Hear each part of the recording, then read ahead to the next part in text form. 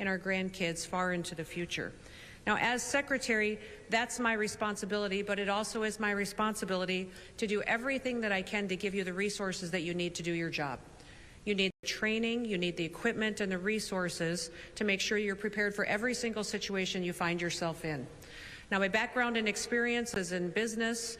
It's also in serving at the state legislative level. I served in Congress, and I also have served as governor. But that experience tells me that if you want people to perform with excellence, you have to equip and prepare them to do so. And that is my commitment to all of you, that we will walk through every single situation together, and I'll prepare you as much as I can for it, and we'll have the flexibility to make sure that we can always keep the American people first and foremost. I am thrilled that President Trump trusted me with this job. And I'll tell all of you that the reason that he trusted me with this job is because when he talked to me about what my future looked like, I asked him for it. I said, I would like to be the Secretary of Homeland Security, sir, because it's your #1 priority. And I love my job as governor of South Dakota. I love my home and my family. I would not leave them to spend time away unless I was doing something of significance. That's the family I was raised in, that we talked every day about the fact that our work should matter and it should have a purpose, and we should be able to explain why we do what we do, and that it has something that we can show the next generation that really mattered for their future and for this country. So today, I'm hoping all of us will be a beacon of freedom, of light, and of hope, that when people look at us, they don't just see people who are there in a time of crisis or conflict, but we're also people that bring a smile to people's faces and remind them what America is about. You're on the front lines many times, but you're also sometimes the last ones in to help pick up the pieces. And you see people on their very worst days. But that is a presence that you can bring that will bring them comfort and stability in a time when their whole world seems to be shaken. Now, I grew up as a farmer and a rancher. I told this story to a few people the first day that I came into the office, that I grew up with a dad who was a cowboy. And he was much like you would picture John Wayne was in his Westerns. He lived hard and fast, and when he sent us off to school, we obviously lived in the country. We had to drive. He said, drive fast and take chances. So there's not a lot of people that have dads like that. But he also told us every day to get out of bed because more people die in bed than anywhere else. And so we knew that when we got up, we got to work, and we worked together as a family. But that also taught me a lot about how you need to live your example, and an example in front of the people that you lead of what you want them to do, but they also could respect you in the process of being in front of that organization. The one story I'll tell you, and I shared it with Kari the other day about my dad, was I remember one time I was building fence with him when I was about 10 years old. And we were building fence, stretching wires, and out there putting up about 1.5 miles of this fence. And he turned to me and he said, Christy, where's the post maul? Which is the post pounder that you pound the posts in with. And I turned to him and I said, it's in the truck. And he said, go get it. So with my dad, you ran everywhere you went. I turned and ran to the truck, grabbed the post maul, brought it back to him, handed it to him. And as I handed it to him, he said, you should know what I need before I know what I need. And I remember being a 10-year-old girl thinking, how am I ever going to know what he needs before he knows what he needs? But what he was doing was teaching us to think ahead and to think 3 steps ahead of what he needed and have it ready and prepared for him so he could be more efficient, he could get more work done, and we could do a better job. That he should never have to wait for the next tool or piece of equipment that he was asking for, that I should have already figured it out and had it waiting for him. That is what our job is as well here at the Department of Homeland Security. We prepare ahead and think 3 steps ahead so that people have what they need before they need it. We have lots of stories and lots of experiences where we've responded beautifully, or we've been there, provided safety and security investigation, protected communities, picked up the pieces after disasters, kept them safe as they flew, protected their cyber infrastructure. All of the agencies under this umbrella, the work that you do is excellent. And then we all remember times we maybe could have performed a little bit better. I will challenge you to think ahead and to think what people might need before they actually need it, how we can pre-deploy resources, how we can be more efficient, and how we can be more nimble to respond to the situations that we find ourselves in. We do have some challenges, and the world is a dangerous place. and we've got dangerous, evil foreign governments that want to take us down. We will be the first line of defense for anybody that's in the American homeland. We will do everything that we can to protect the American people. We have jurisdiction over people who live here, people who leave here, and people who come here. We have jurisdiction over products that come into this country and which ones leave.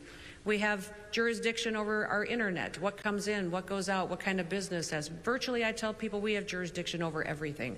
And we will exercise all legal authorities that we have to protect this country because it is the only last light of freedom left. We woke up this morning more blessed than 99% of the people in this country because we woke up in the United States of America. We woke up in a country where we get to exercise our freedoms, and that responsibility has been laid at our feet. And I know that the people in this room and the people in this department are up to the challenge and up to the task.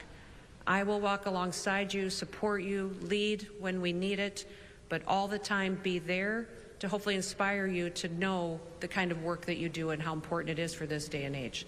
So may God bless you, may God bless the United States of America, and may God keep us all safe. Thank you. Thank you for being here.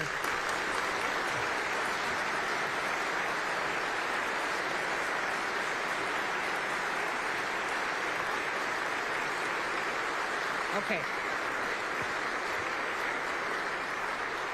So this is going to be a little different. If you all want to sit for a second, do you have any questions or comments for me? I don't know if they warned you that I would open it up to this or not, but for me, this is my favorite part of doing events, is when I get to hear from you, and there's got to be some of you that have maybe been a little bit familiar with me, saw something on TV or social media, and I thought, I wonder if she really, and you thought, if I could just ask that governor or that secretary one question, what would it be? So is there any before I leave you today and come visit with you? All right, I gave you a chance. All right, I'll come down and visit with you and spend some time. Does that sound all right? Have a wonderful day. Thank you.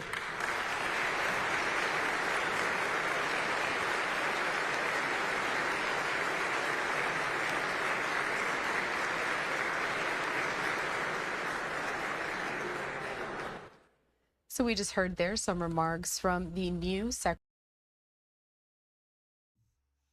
Yo, Trump means business, bro. He ain't playing no games, no games. He just ain't playing. We got the military down here. Oh, that's not. Hold on. Got the military going down here to the border. Pull that up. Hold up. We gotta work all these buttons, man. A lot of buttons at work. Come on, guys. Slow down. I'm talking about let's go unite. This is the border, yo. This is the United States military at the border. Let's go. Shit. Y'all can't do it. We can. We got all this equipment, all the skills. We got everything we need, little brother. Don't even worry about it.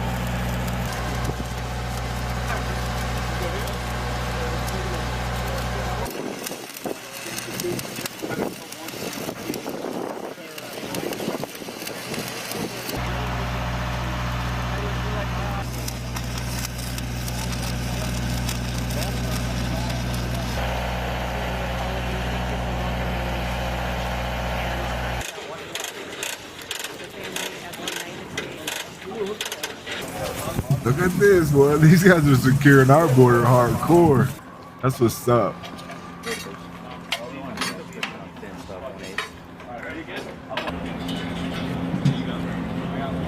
Press secretary went off today.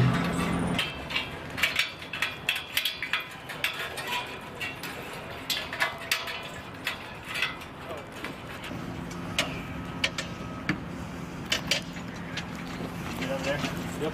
All right, above the head on three. 1, 2, 3.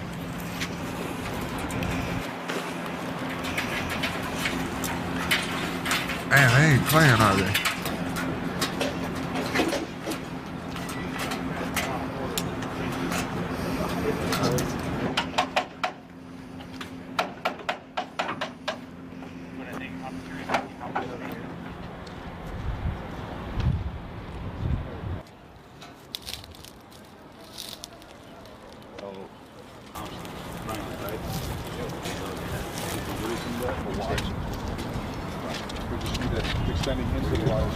Stayed here 6 years ago.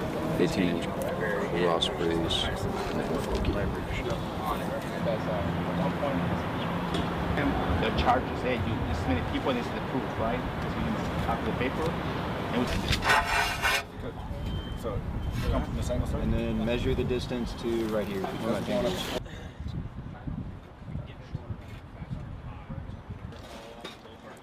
I need this measurement from the wall to the tip of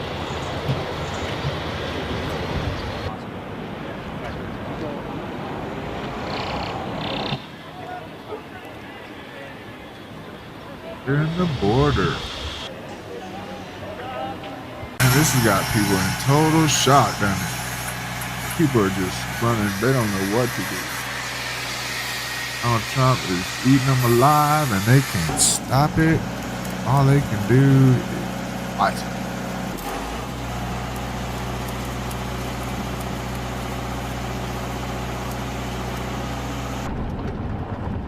Press secretary handling her business. Shoo. What else is going on? What else?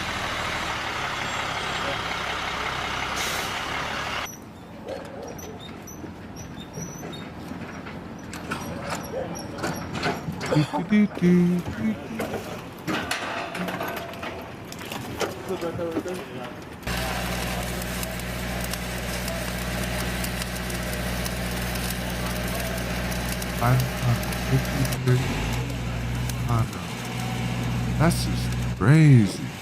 You can't just $50 million. That's, come on, really? What we're doing? But damn, I'm on a live stream. This is ridiculous.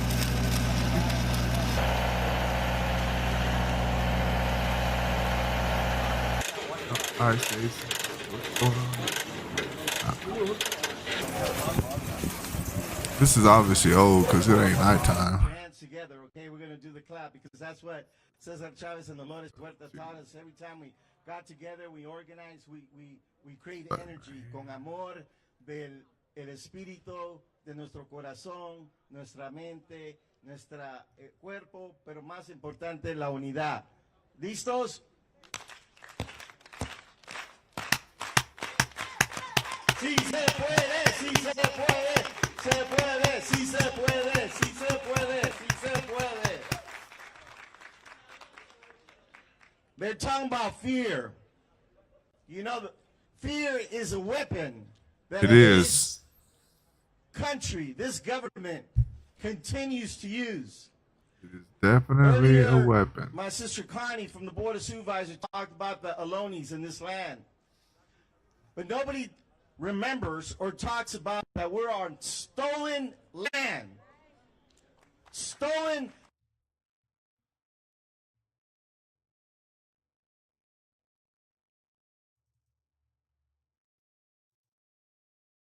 the Native Americans. They separated families.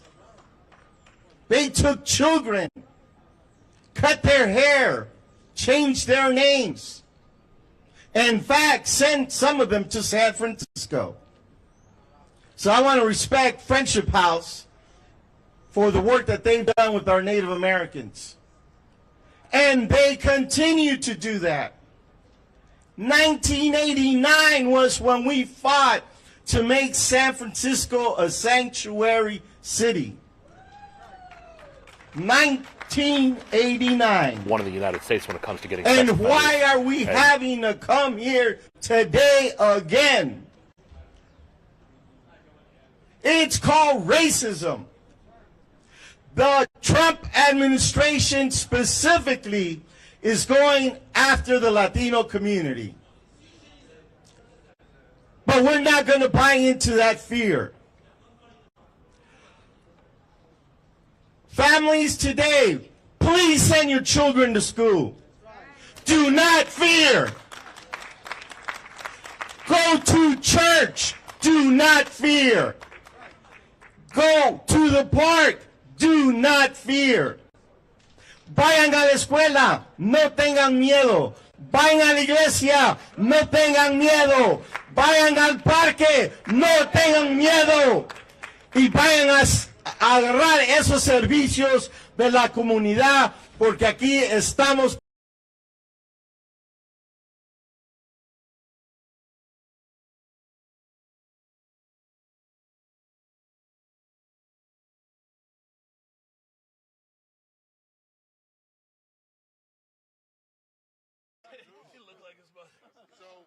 Yeah, so this morning, ICE Baltimore started off. We have 4 teams out. So the team that you guys were with today, we had our 4 targets initially, where we had our child pornography, our wanted homicide down in El Salvador, our armed robber, and our drug dealer. Now, so far, we've apprehended the man wanted for homicide in El Salvador. We've apprehended the armed robber. We are currently sitting outside and waiting for the conviction for child pornography. We're going to sit on that house for a couple more hours, and the drug dealer gave us a bad address, but we're gonna hunt him down. Like, my officers are the best in the business at this, so we will find him. Other than that, we were able to apprehend 12 other individuals. My other teams that were out today, combination of ICE, Homeland Security investigations, and enforcement removal operations together, were out arresting numerous cases throughout the state that were all public safety cases.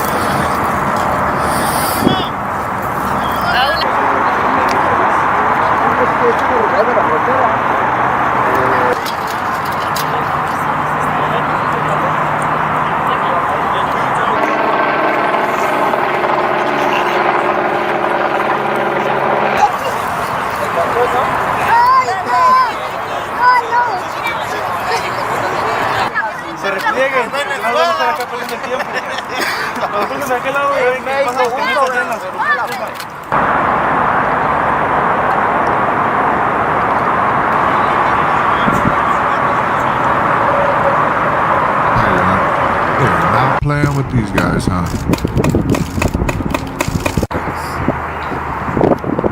What are they? I mean, they're on the other side.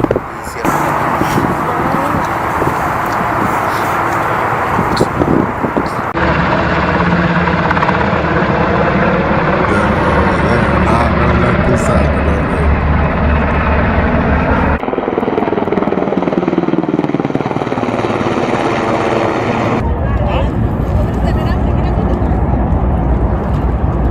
Call in the Marine Corps.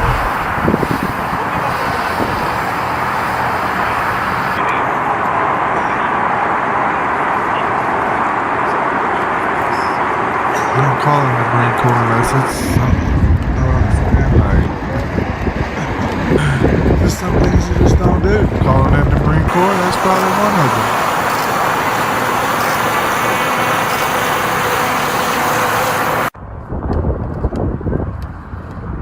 All you had to do was come here legally. It wouldn't have been a problem. You could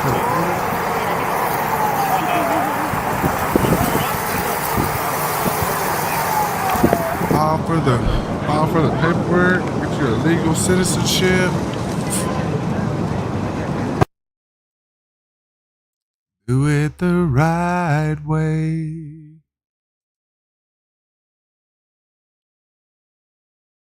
Yeah, massive. I mean, what? Trump's finna. Oh, I wonder if I can find anything on Twitter. Let's see. What's on? What's it? That's not Twitter anymore. X. What's Elon tweeting about? Let's see. This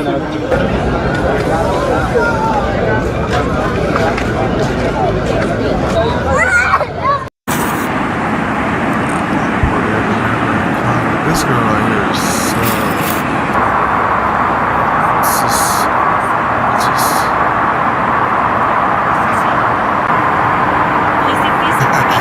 That's funny. Let's see. Let's look up. What's his name?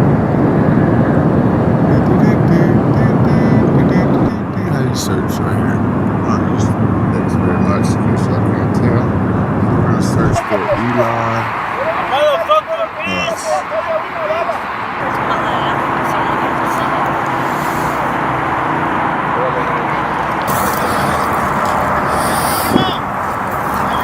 Elon Musk. Let's go see what Elon's talking about today. Are they gonna begin shortly?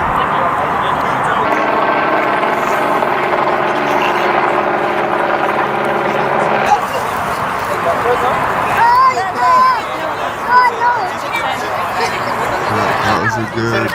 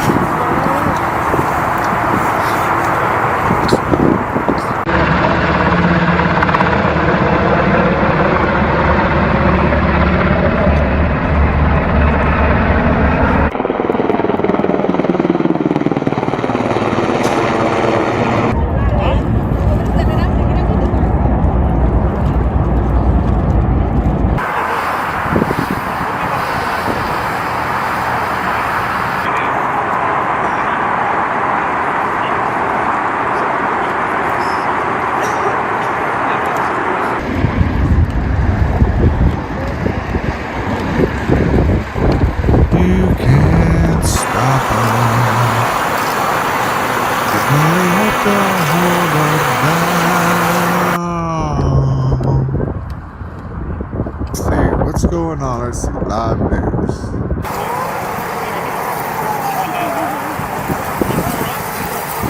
What do we have? Donald Trump.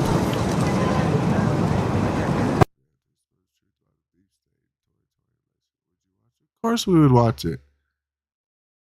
We'd be like, yo, we're watching that. Who is this? Is one of the world's leading deadly infectious diseases spreading from person to person through the air. ABC's Eva Pilgrim has the latest. Tuberculosis. Health officials in Kansas are dealing with the largest documented outbreak of tuberculosis in U.S. history. There have been 2 deaths along with 67 active cases. TB is one of the world's leading infectious disease killer and is spread person to person by germs that can stay in the air for hours. What are we trying to do about that? Tuberculosis is briefly come into contact with somebody in the community, it's not very likely that you're going to contract tuberculosis. The exact reason for this specific outbreak is not yet clear. Kansas public health officials found dozens more have a latent TB, meaning they are infected with the TB bacteria, but they do not have symptoms and cannot spread the infection to others.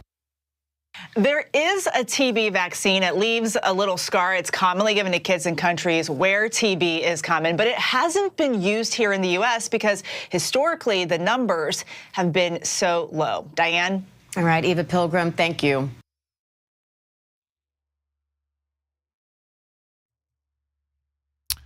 Yo, now we gotta worry about TB? Like what? In Kansas? Oh my gosh, dude, this is crazy. Believes AI could double human lifespan.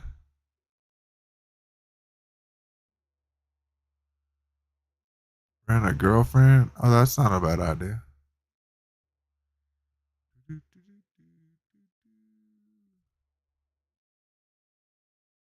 CNN. Let's find out what woke CNN. All over people's eyes. Yeah. This is CNN. This is the news.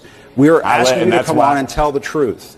And that's why more people are watching the Cartoon Network SpongeBob reruns right now, Jim. Is covered on CNN. What you're saying, this is not Fox, Congressman. You can't just spin a tail and pull the wool over people's eyes. Yeah. This is CNN. This is the news. We're asking you to come on and tell the truth. And that's why more people are watching the Cartoon Network SpongeBob reruns right now, Jim. Is covered on CNN. What you're saying, this is not Fox, Congressman. He broke him down on that one. Bro, they are running to the border, guys. Look at this. They are wanting to go home now, huh? Sha-na-na-na. Sha-na-na-na. Hey, hey, hey. Oh, there's some sound. Let's see what they're talking about it. They got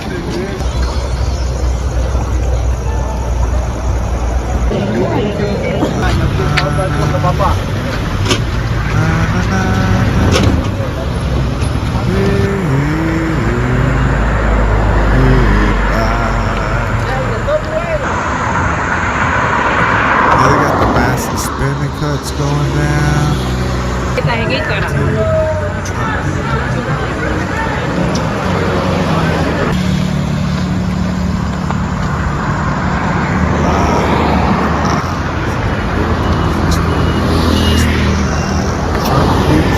What do we got? Oh, that's a replay. Look at that, bro. They're going that way as fast as they can this way.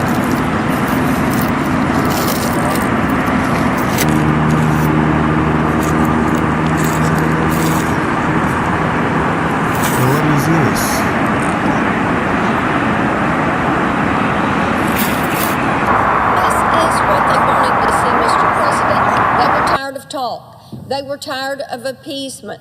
What they wanted was action.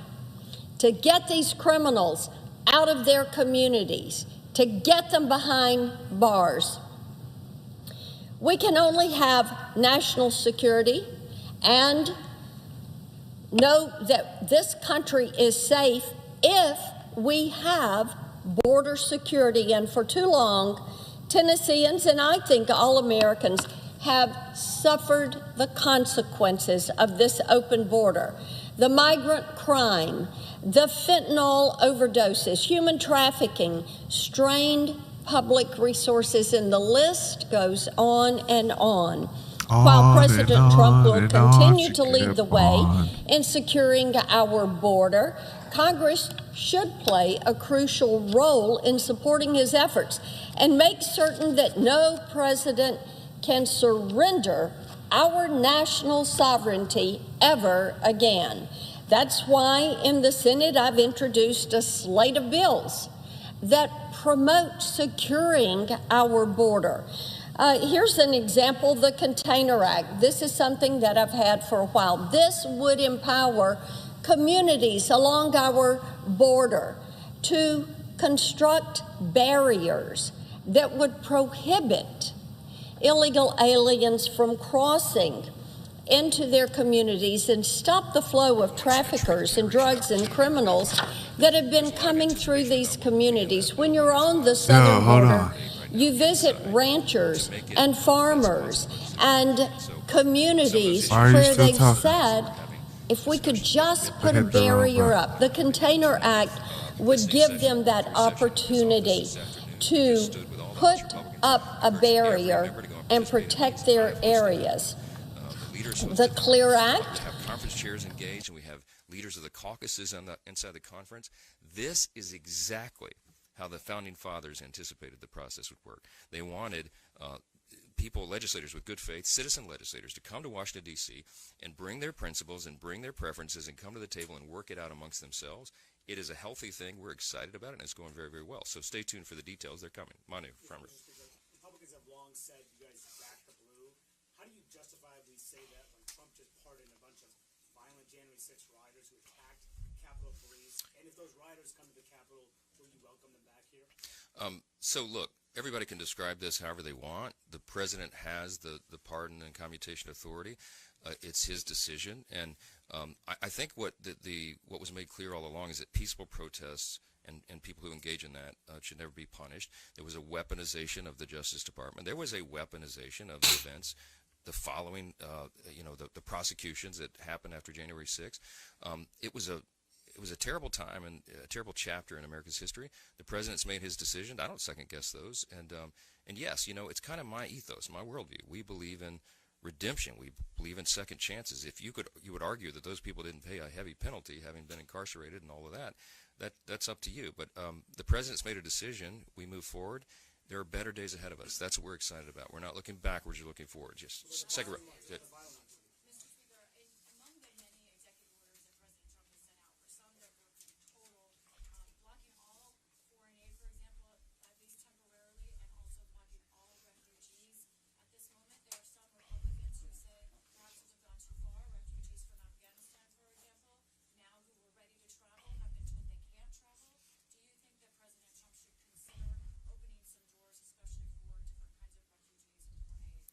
Well, what the president is trying to do right now is a reset, and I don't second-guess his decisions on that. He's using his executive authority because desperate times call for desperate measures. Now, our role as an Article I branch of the government is to look through legislatively which of these things will we codify, what do we need to address. Obviously, the wide-open border has created an indescribable human catastrophe for us that we will be dealing with for decades.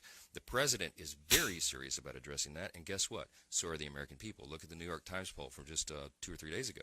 87% of Americans say that we should deport illegal aliens who are criminals and dangerous to American citizens. This is, again, common sense. So I think the people are behind the president and his agenda and his priorities, and he's going to make those decisions, and we're going to do our part, and we're going to work together very closely to address all of it. Yes, sir. Second row. Oh, they are not happy right now. It was shocking. I mean, it was shocking what President Biden did on the way out, pardoning his family for more than a decade of whatever activity, any nonviolent offenses. It was breathtaking to us. I don't think that's anything like that's ever been anticipated. And by the way, go look at the tape. 4 years ago, when it was just implied that President Trump might do something similar, they were apoplectic. Joe Biden himself, Adam Schiff, Chuck Schumer, roll the tape. Right. They all said that would be crazy and unconscionable, and now they're cheering it along.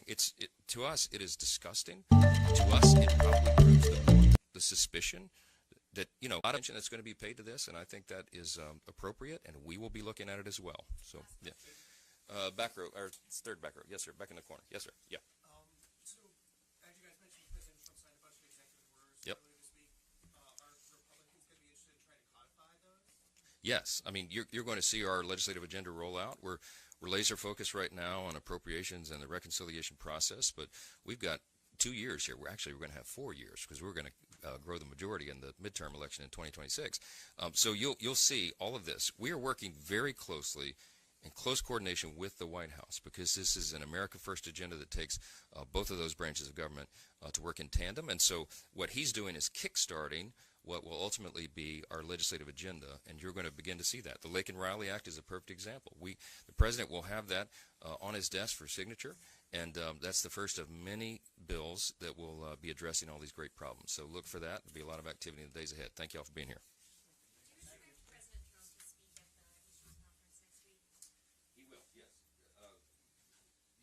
They're doing that because they know it's a new day in America. Monday was a celebration for most Americans. However, not everyone is happy about the direction that our country is headed, which is actually disappointing. For example, yesterday at the National Prayer Service, the bishop was extreme in her views, extremely out of line and out of touch. Ooh, and what did she though? Was uncalled for. Way Perhaps uncalled for. We should pray for her. Why should anyone block or be opposed to President Trump's agenda? The American people expect us to deliver on the mandate in which they've given us. The days of negativity are over. That's why President Trump and House Republicans have already started to keep our promises. Promises to secure the border and unleash American energy and drain the swamp. Promises made, promises kept. Together, we will make America great again. President Trump started this. On day one, he signed 41 executive orders on his very first day in office. House Republicans will continue to deliver more wins for America. President Trump is even taking, get this, unfiltered questions from you all, the press. I think he's been more available in his first 24 to 48 hours than President Biden was in maybe his whole presidency. It's time for a change, and you better get used to it because America is back. Trump is back, and we're happy about it. And Democrats don't know what to do. For years, they've campaigned on the opposite of our agenda. Now President Trump is more popular than ever, and they're searching for their message. Well, my message to them is that it's not too late to join us in restoring America and American prosperity. This week, we will give them another opportunity to do just that. An opportunity to fix our forests and prevent future tragedies. We will give them an opportunity to advocate for born alive babies. I hope they join us. Instead of voting against women like they did last week, I will share with you America is watching, and America is excited and happy about what they see. They know that our best days are ahead, and now I will turn it over from the gentleman from Colorado, Jeff Hurd.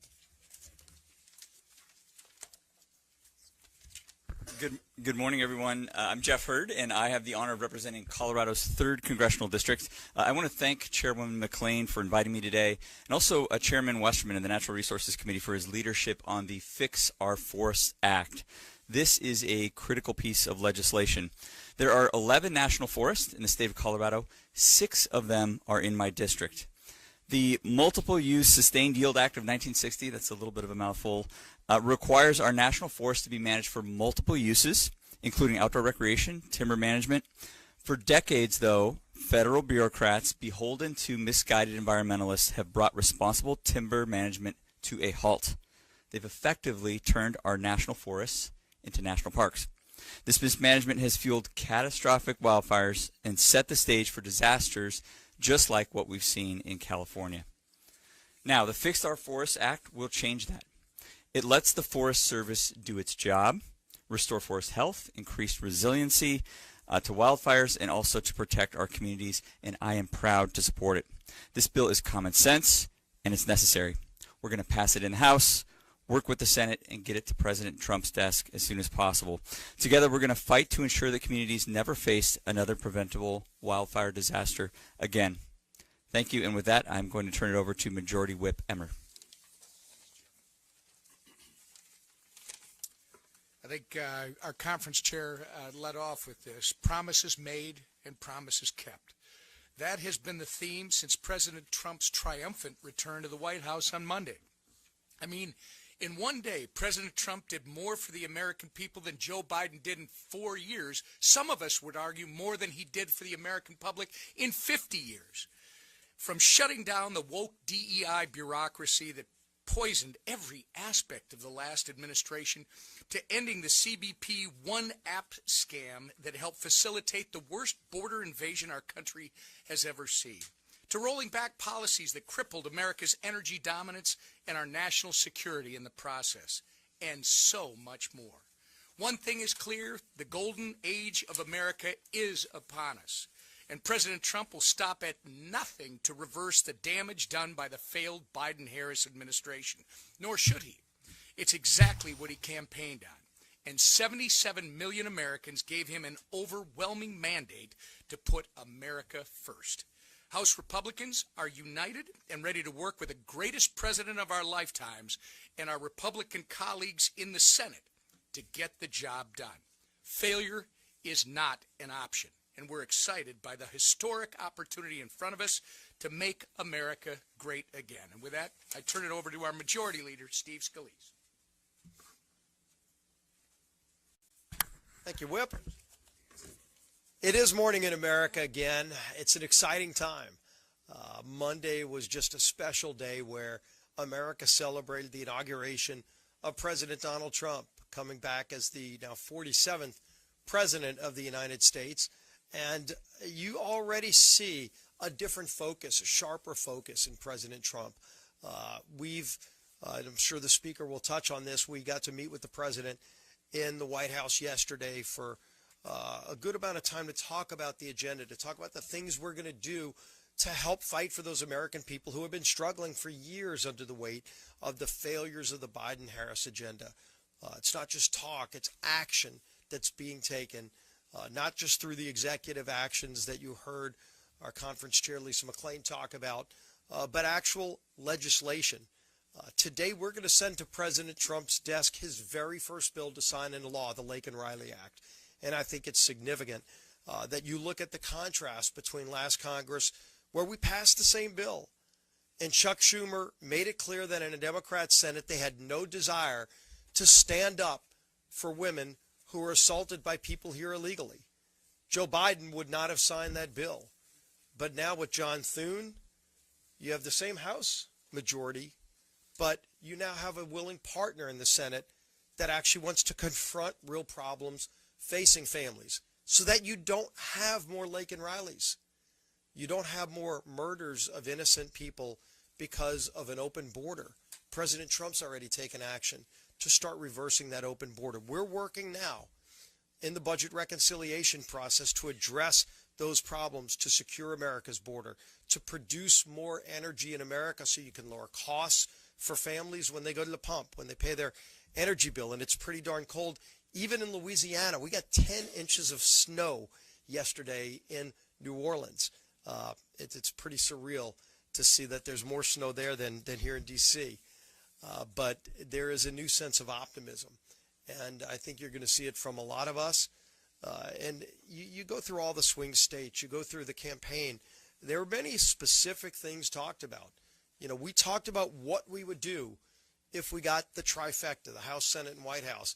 And people wonder sometimes, will they actually follow through on that? And what's encouraging is that now we're actually following through on the promises that were made. It's going to be really good policies for families who were struggling. Help is now on the way. Help is here. Help is at 1600 Pennsylvania Avenue for all those families who have been screaming, crying out for Washington to answer the problems that they're facing.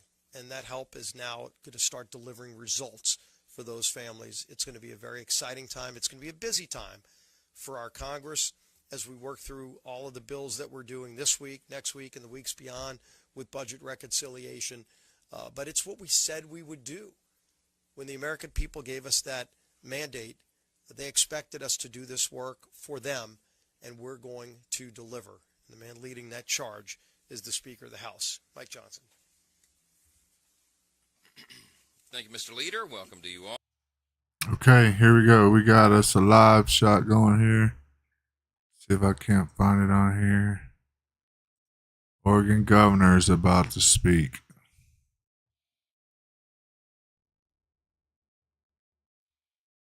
Get reimbursement for the services they are providing for very low-income children cannot get into the payment management system to get reimbursed. The Department of Early Learning and Child Care cannot get into the system that allows them to seek reimbursement under the Child Care Development Fund. That is what is happening today here in Oregon, and I would guess across the country. My message to Oregonians, for folks who are on the Oregon Health Plan, please continue to seek care.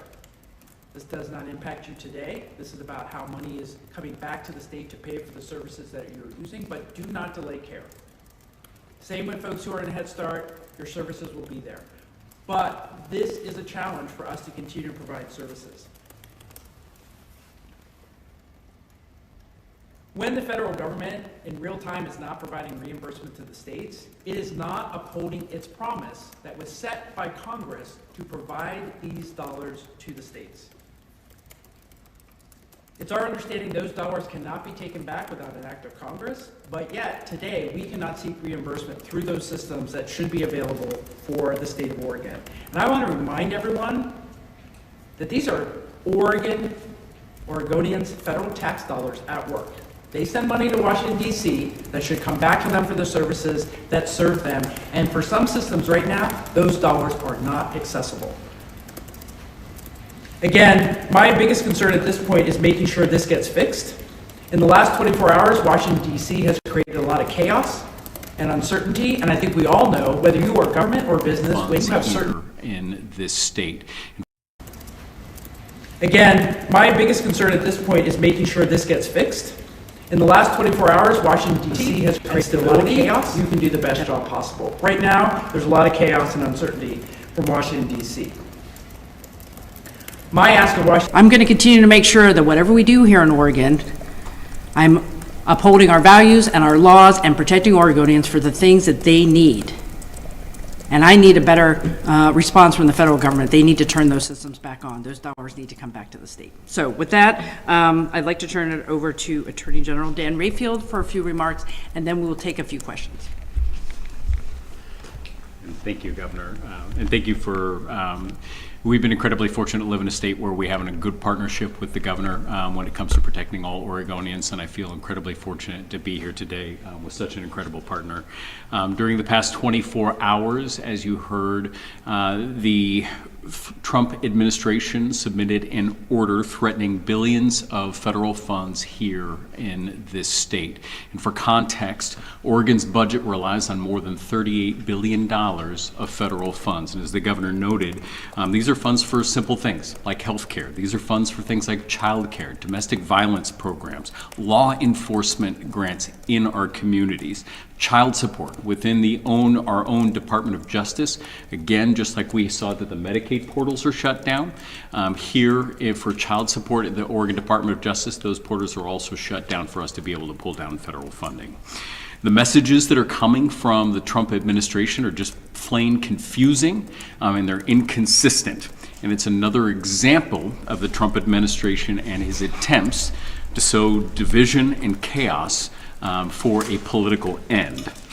What we're hearing from the White House is not what we're experiencing on the ground. And you heard that just a moment ago, where we're hearing that things aren't going to be impacting Medicaid. But the fact on the ground is that these portals are shut down, preventing us from getting access to these critical funds that are important to all Oregonians for programs that they rely in and day out. Right now, the president has been playing fast and loose, as we saw last week, where a judge ruled against President Trump, against his unconstitutional actions, and he's playing fast and loose with his powers to play politics to advance his political agenda. And this is not a new tactic. For those with a longer memory, going back to Trump's first administration, specifically here within Oregon, he was playing politics with states that have sanctuary laws. And he tried to stop formula funding from burn JAG grants for law enforcement here in this very own state. The Oregon Department of Justice challenged his unconstitutional acts with those funding, and we were successful in the federal court to make sure that these law enforcement grants were actually going to the folks in Oregon that they were intended, and that you cannot play politics with how funding is being done. In 2016, the Oregon Department of Justice was ready and prepared to move forward to protect funding in Oregon. We are also ready and prepared now to continue to fight for Oregonians in this space in partnership with the governor. Currently, we have been working with each and every Democratic Attorney General in this nation, and we are prepared to be filing a lawsuit back east to ensure that this vital funding continues to come into Oregon. And again, I remind you that more than $38 billion of federal funding flow into this state. And we're looking at this as a violation of the spending clause. Congress has the authority to spend, not the president. The Congress can put sideboards that allow the president to do that, but that's not the case for most of these federal funding streams, as wasn't in 2016 for the burn JAG grants. And when you exceed your powers, it is part of our responsibility on behalf of all Oregonians to hold the Trump administration accountable and the deal that they have made to ensure that these programs can be funded. Thank you. Oh, these guys are crazy. All right, I have time for a couple of little questions, Dirk. So just to clarify, you are planning to participate in the lawsuit. Is that the one being filed by Letitia James? Do you know what state that's coming in? So we're going to be filing that back east. We're currently in conversations about which state that it is going to be filed within, and it will, all of the Democratic attorneys general will be, we're actually collaborating and working together to get that filed today because of the Medicaid shutdown. I have a remote question. Stephen Veneman from KVAL KNTR. How will the freeze, affect wildfires and/or reimbursement for the 2024 wildfire season? Well, I think this is the challenge for us. We don't know about other funding streams. The federal administration, the Trump administration is saying one thing, and they say, well, these things won't be touched, and yet they said, well, Medicaid won't be touched. Medicaid is being touched today and the reimbursement portal being shut down. We don't have any understanding about any of the wildfire funding, but honestly, the uncertainty coming out of the administration, they say one thing and then they can't answer questions about what's actually happening on the ground. Here in Oregon, we know what is happening for certain programs. I'm hoping we don't see any other freezes on funding like we're seeing today. They need to turn all those reimbursement systems on so Oregon continues to receive the dollars that Oregonians pay into the system. Yeah, Julie. What, if any, communication have you had from the Trump administration about this? And what should Oregonians who might be on Medicaid or have kids in Head Start, should they change anything moving forward? The message today for Oregonians is we are monitoring this. Your services are safe today. If you need medical care under the Oregon Health Plan, please keep your appointments. Please keep your care going forward. If you are a Head Start parent, your Head Start will be there tomorrow. This kind of uncertainty, however, of when the state will be reimbursed is completely unacceptable. Congress sets the goals here of what money flows to the states. This should be happening. What we have heard from the federal government is they issued a memo with no guidance and they shut off reimbursement mechanisms in response. We don't know what that means. That is inconsistent with what practice has been in the past. If we're going to get guidance and we need to know, we need to have advance notice. There's complete confusion right now from the Trump administration about what they're doing and what it means for Americans across the country. Oh, there's not, though. I have a question from Tara Rush with the Associated Press. Can you please provide more detail on what it means for Oregonians that the state's Medicaid portal is down and that payments have been affected? Thank you. So what happens here in the state when you're on the Oregon Health Plan and we have to pay for the services you receive, the state pays for things and then we get reimbursement from the federal government. They do that on a regular basis, multiple times a day. It's like your household budget. If you pay for something and you don't get paid back for the reimbursement you're expecting, or you don't get your paycheck, that will be a cash flow problem at some point. Right now, the uncertainty of saying one thing and then cutting off money, which is not, in our understanding, what a president can do. Those dollars are set by Congress. That is a promise to Oregonians. Those dollars should be flowing to the state. Governor, do you have any clarity? We got it back here. Yeah, in regards to another Trump order, Governor, recognizing just 2 sexes, will that change any LGBTQ protections for Oregonians? I think any of the messages coming out of the federal government are completely unclear. We have no guidance. Those executive orders are very broad. In often cases, 1 page. We are getting 1.5 page memos about you must stop all things. I'm not going to do anything until we know exactly what that means. Do you have clarity on what proportion of our federal budget is grant funding? Like, it's not clear to me what's some other stream, what's grant funding, what proportion of this 39 billion in this current budget actually is potentially effective here. I don't think we know. I'm always speaking to what we do know today, and I think to have a strong partner in the federal government, they should provide a lot more clarity about what they're talking about. This is taxpayer money that Oregonians are paying. They should know what is happening, and we don't know that right now. I don't know if you want to speak more about the... Yeah, I think the way that you're defining grant funds, when you think about Medicaid as a grant program, right, is one of the larger proportions of our budget. I think that's the way that these things can be defined, and when you shut down the Medicaid portal, how you're determining and defining grant. Right now, that feels incredibly expansive. Maybe one more question? One more question? Oh, sure, thanks. I'm Taylor from Mississippi West. My question's about the session and if we know anything about how this might impact the work that's going on in the legislative session in the budgetary process at this point. I do think legislators have a lot of questions about what this means, and so do I. I mean, this is literally today, in the last 24 hours, we are seeing funding streams cut off that we are counting on because they haven't been approved by Congress. I think it's going to be very fluid over the next couple years for what the executive would like to do, what Congress approves, and what that means for our budget. And I think it will just be, we'll just have to adapt as we hear more information. But I think legislators and everybody in Oregon should demand clear answers from the federal government so we can plan, whether that's budgetary or frankly for our lives, because if you are seeking health care or need to get your kid to Head Start, you need to know it's going to be there tomorrow. All right, I think we're good. Okay, thanks everybody, really appreciate it. They're so brief. They still don't want to say nothing. We want to go to war. No, you really don't. You're messing with the wrong people. It's not a war you're gonna win. Why would you want to go to war with somebody you're not gonna win with?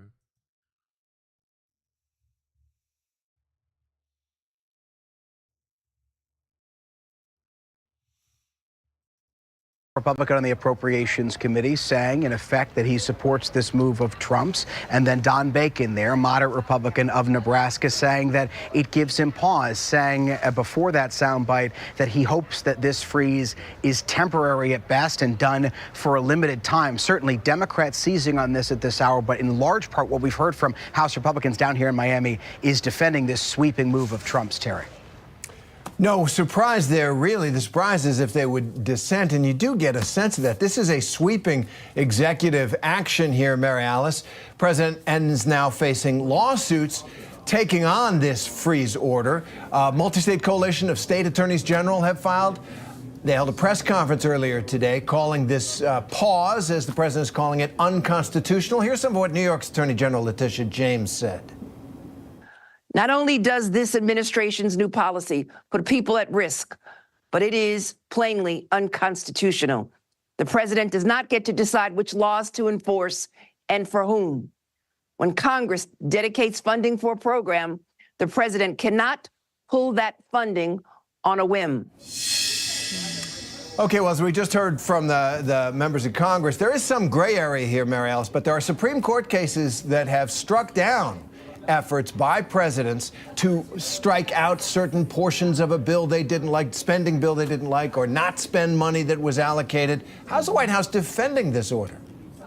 Yeah, look, I think it's worth noting that's not the only lawsuit, though. Letitia James is obviously joined by several attorney generals from across the country: California Attorney General, Illinois, Massachusetts, New Jersey, Rhode Island, and others. But here in Washington, D.C., we're also seeing cases moving really rapidly through the D.C. Circuit Court, filed by a group of nonprofit public health organizations that asked for an emergency move for the courts to put a temporary restraining order and block this memo, this order from taking effect. What we're hearing from nonprofit groups and aid organizations was what Jay was getting at, just the uncertainty, how unclear these orders were. It was unclear to them whether they could continue any services where they were relying on federal funding or federal.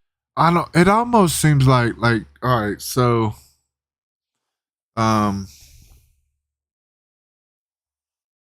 these were bureaucrats. These weren't real, these were bureaucrats that were making all these rules and laws and shit. So these rules and laws really count.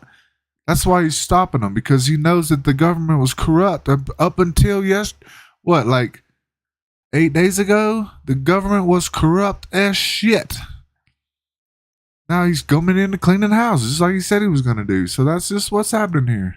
Federal grants, whether they could continue them unless they were told that they could, or until they were told they could. That the uncertainty and lack of clarity had led to absolute panic. And we heard stories about parents calling, asking if Head Start programs were going to be open tomorrow. Meals on Wheels unsure if they could even deliver lunch to seniors. We heard the White House press secretary, you said it was her first press briefing. She defended the move, saying that their intention was that any program that delivered direct aid to Americans would not be put on pause. Right. But there's still a lot of questions. Take a listen to what she had to say. This is not a blanket pause on federal assistance and grant programs from the Trump administration. individual assistance. That includes, I'm not naming everything that's included, but just to give you a few examples, Social Security benefits, Medicare benefits, food stamps, welfare benefits, assistance that is going directly to individuals will not be impacted by this pause. She was asked repeatedly during that press conference about Medicaid, a health insurance program that obviously helps the poorest, most vulnerable Americans in this country. She could not answer directly from the podium whether the pause would impact Medicaid. So still a lot of questions. She was trying to clarify them, but a lot of questions that groups are still grappling with today, Terry. Yeah, that's plain cleanup there, no question, because the action says the memo pauses all activities related to obligation or disbursement of all federal financial assistance. They're cleaning up. Mary Alice, Jay, thanks very much. You guys are retarded. Okay, President Trump's new Homeland Security Secretary, Kristi Noem, who was the governor of South Dakota, addressed her staff for the first time today, sharing her vision for that critical department. We will be the first line of defense for anybody that's in the American homeland. We will do everything that we can to protect the American people. We have jurisdiction over people who live here, people who leave here, and people who come here. We have jurisdiction over products that come into this country and which ones leave. Well, all this comes after Noem joined federal agents during a high-profile immigration enforcement operation in New York City this morning. Federal officials say, among other undocumented they really can't handle it, immigrants, can they? the multi-agency operation targeted an alleged Venezuelan gang member. Authorities say Anderson Zambrano Pacheco was wanted for kidnapping, as well as burglary and menacing at an apartment complex out in Aurora, Colorado. Crazy. ABC News' Alex Crochet joins me now with more here in our Washington bureau. So, Alex, what else do we know about this enforcement operation? It's done for the cameras. Look, one of the things the Trump administration is trying to do is send a signal to the country and beyond that the door is closed. Well, it's a signal to the country and beyond. It's also an image of newly confirmed Kristi Noem in action, right? I mean, she was just confirmed over the weekend, and here you see her in this operation that took place, these targeted operations in the Bronx today, and you see her photographed with New York Police Department and these ICE agents as they're going through and targeting dozens of individuals in the Bronx. You mentioned some of those arrests. One of them was a purported member of the Tren de Aragua gang who was wanted in connection for home invasion and shooting in Aurora, Colorado. And y'all think this is wrong? They probably think this is wrong. We heard from the secretary that we're getting these dirt bags off the street. She posted that in a video on X. But Terry, the other piece of this is, you know, as ICE has been really kind of touting the arrest and detainees that they've made on a daily basis on their social media, some immigration advocates have been pointing out that yes, while some of these might be individuals that have criminal records or bad actors, the sheer volume says that there are likely others that aren't. And so Legal Aid Society in New York has launched a Know Your Rights hub, and they're saying that the targets of other immigration operations in the city of New York today were not immediately clear. Yo, do illegal immigrants have rights? Like, do they have rights in our country? Can they just start demanding stuff? And Alex, you know, ICE agents are saying that they arrested more than 1,000 illegal immigrants on yesterday alone. So what's the latest about these enforcement operations? The White House is saying that the president's immigration crackdown is what the country wanted. Is it? It is exactly what we wanted. Listen, Terry, you've been to probably just about as many Trump rallies as I have. Issue number one was the economy. Issue 1B was immigration. And so this is what President Trump is saying. It was a promise made and a promise that he's trying to deliver on, specifically whenever it comes up to these rounding ups. And so I talked about how, you know, ICE has been publishing daily the arrest and the detentions. More than 1,100 yesterday arrests, more than 850 detentions yesterday alone. Let's go. And frankly, so there's 20 million illegals, and we got 1,000 of them. Yo, them numbers they're don't saying work. that this is a sign to the rest of the world about America's new immigration policy. Take a listen to the White House press secretary. President Trump has sent a loud and clear message to the entire world. America will no longer tolerate illegal immigration. And this president expects that every nation on this planet will cooperate with the repatriation of their citizens. Now, she was pressed. The press secretary was pressed by our Mary Bruce about how many of these arrestees had criminal records. To which the press secretary responded, "All of them, because they illegally broke our nation's laws." And Terry. that's how it goes. All right, Alex Brochet on really one of the biggest issues out there and a very busy issue agenda. Thanks very much. Well, Kansas, this is a public health story. Kansas is at the center of an ongoing outbreak of one of the deadliest infectious diseases in this is crazy right here. Have y'all heard about this?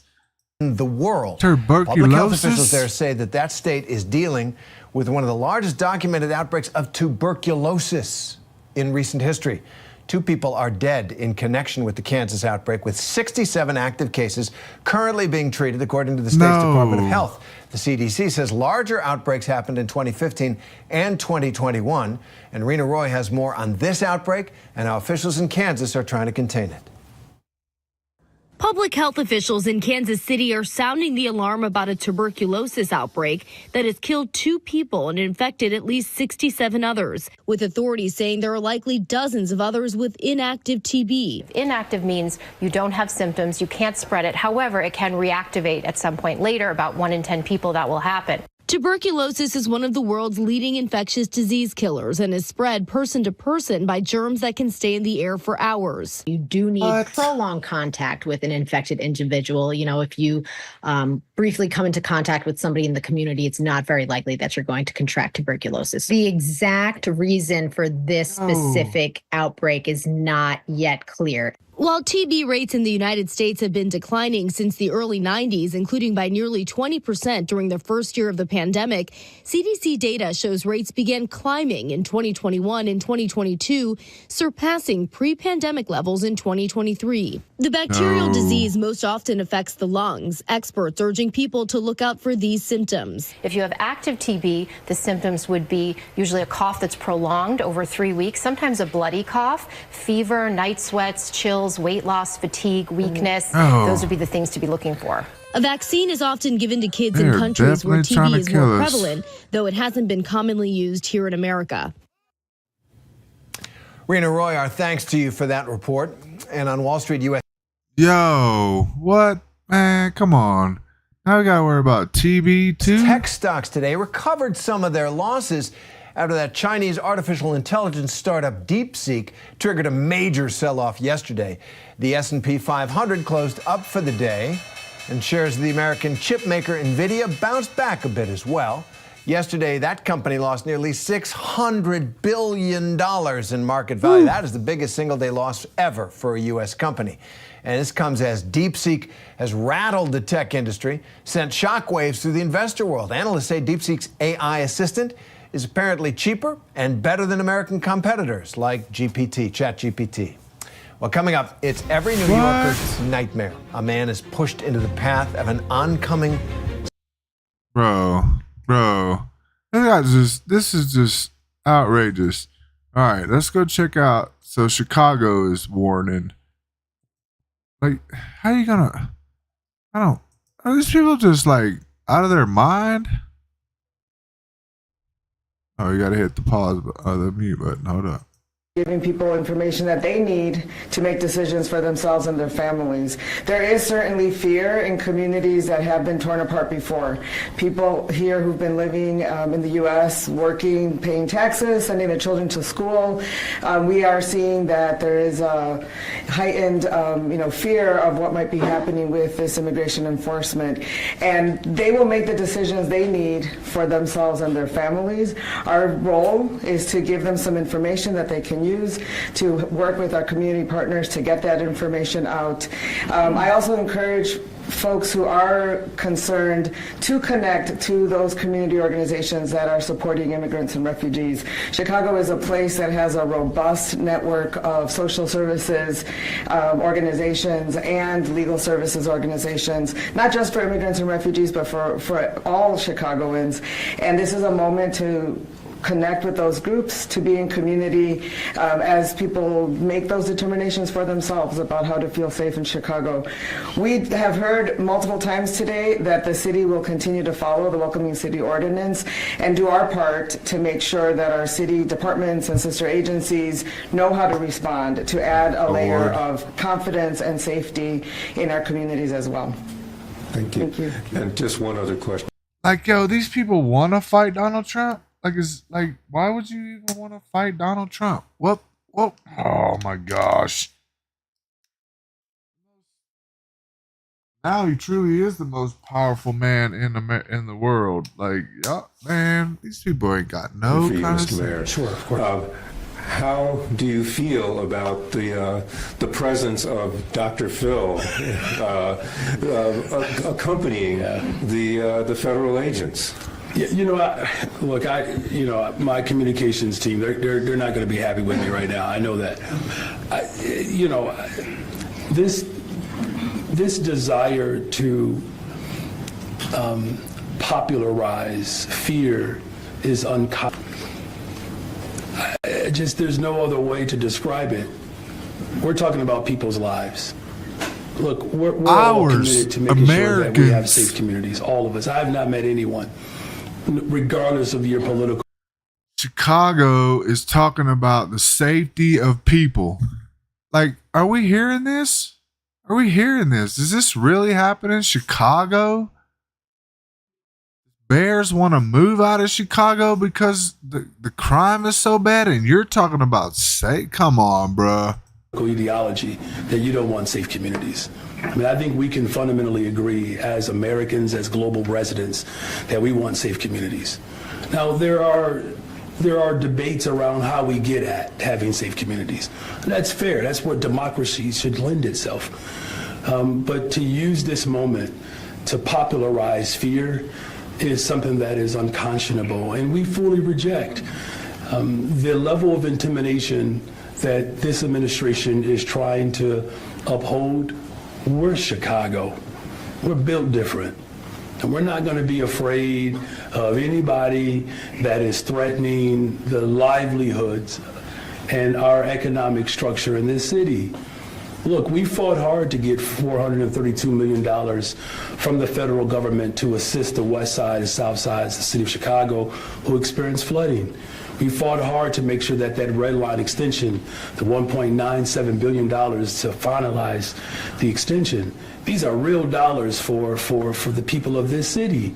And with all the work that we have to do to build and to strengthen our economy, the last thing that anybody would have ever expected from someone with that level of power is to threaten, to popularize people's fear, and then work to intimidate, to withhold federal dollars to ensure that we can have better, stronger, safer cities.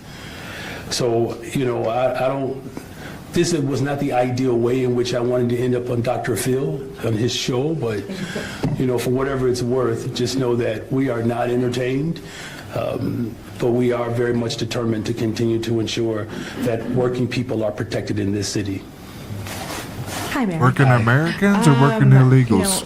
Earlier we heard Superintendent Snelling say, we don't interfere with ICE. In the letter sent from Rep. Comer, it refers to the city's policies as misguided and obstructionist. What's your response to that language? Mary?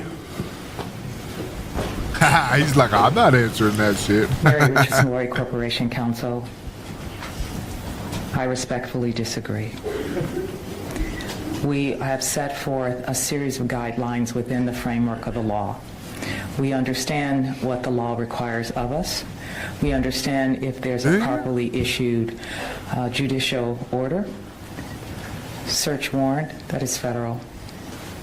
We are obligated to honor it, and we will. I will not lean into rhetoric, but we will lean into what is required of us legally in terms of responding to the moment. So I respectfully disagree. One follow-up for you. You said you're reviewing the EOs and you're reviewing the letter and making a decision on whether or not the mayor would potentially testify. Do you have any sense of when that review would be complete? I do not. I don't want to proffer a timeline. As you are probably aware, there are new EOs being issued almost daily. So we are continuing to review all of those documents, as well as any directives, any letters of communication. All of this ties it together. And just for a level setting, each of those things affects a city and its citizenry. So we take it really serious, and we have to be thorough in our analysis. We will not genuflect, even when requested. Thank you. Hi, Mayor. Hi. I don't mean to be rude, but my questions are for Superintendent Snelling. You're not rude. Superintendent, there seems to be a little bit of a disconnect, and I'm hoping you can help me with this. You're saying that you don't have clear information from the federal officials about whether the people detained by ICE have been convicted of serious crimes, but you're saying that people should not live in fear and that they should go and work, they should go to work and to school, when folks like Tom Homan have said that if they encounter somebody who is here undocumented, regardless of whether they've been convicted or even accused of a criminal offense, they will be detained. How do you square that? First of all, I don't necessarily understand the disconnect. I think what I was clear about was the information that's provided to us about their focus.